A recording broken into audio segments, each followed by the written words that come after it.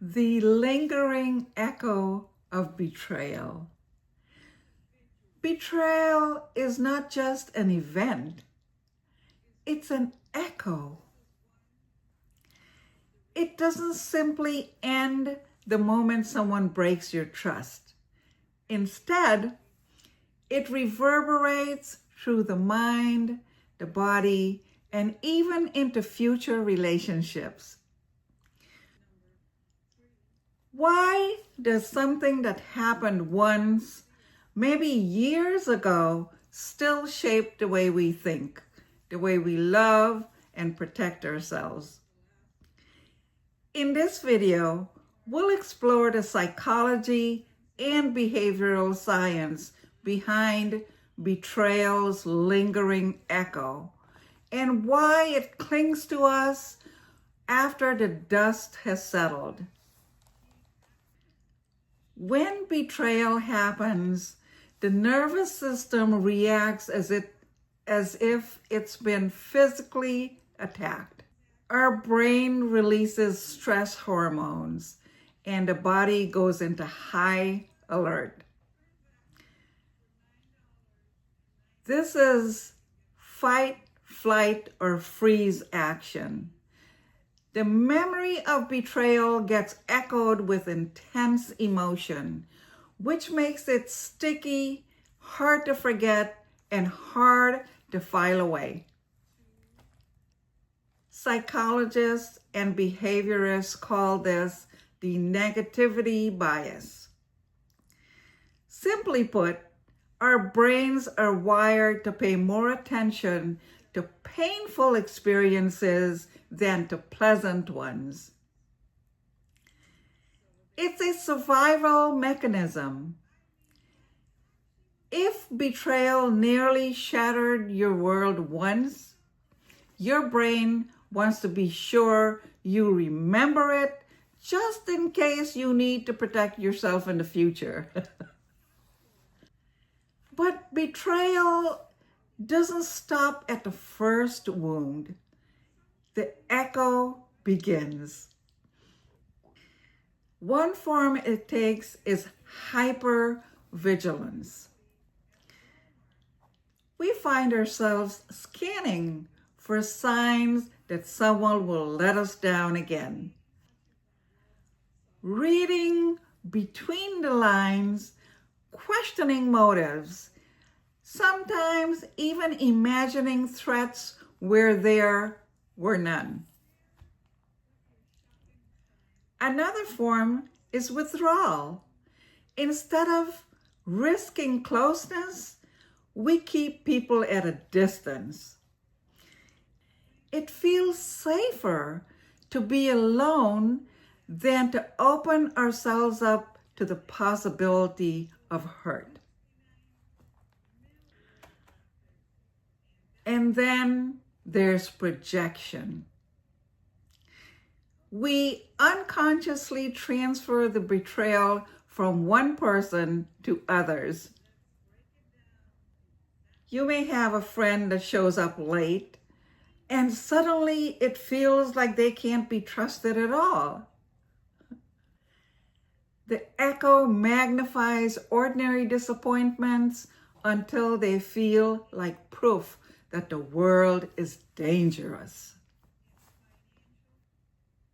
The echo of betrayal isn't just emotional, it shapes behavior. Some people become over-controlled, needing reassurance again and again. Others swing the opposite way, acting indifferent and detached, as if nothing matters. Both attempts to manage the risk of being hurt again.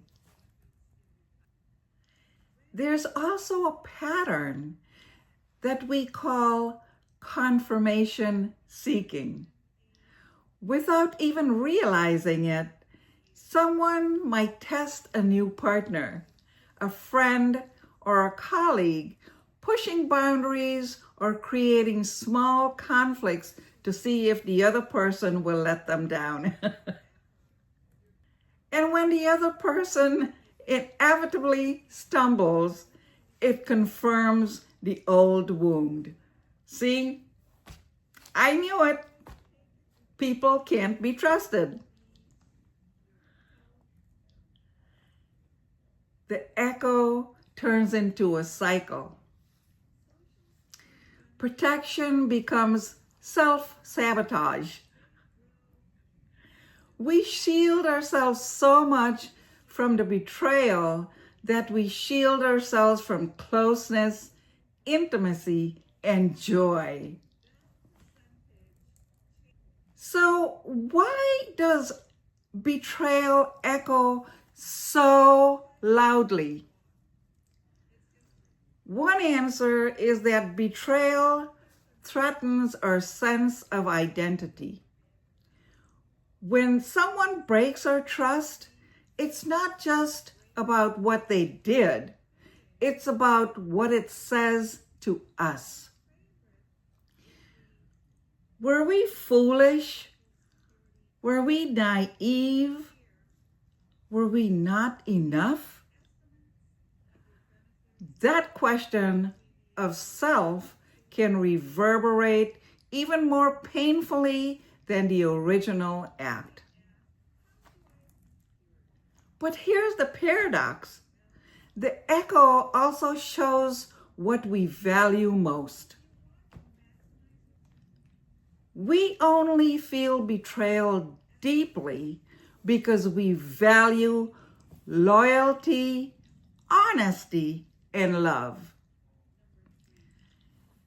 The very intensity of the echo points to the depth of our capacity for connection.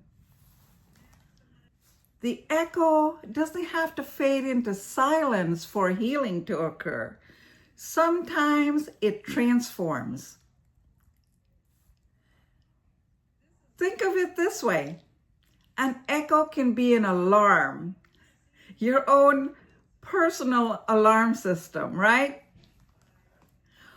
Which warns us to stay guarded, or it can become a guide, reminding us to honor our boundaries and listen to our inner voice. Yes, betrayal changes us, but it doesn't only have to shrink us. It also deepens our awareness of who deserves our trust. And more importantly, how to trust ourselves. When the echo softens, what remains is not just a memory of hurt, but the wisdom gained from surviving it. So maybe the echo of betrayal isn't proof of weakness at all. Maybe it's just a sign of just how deeply we are wired for connection and how much strength it takes to try again after being wounded. If you felt that lingering echo in your life, you're not alone.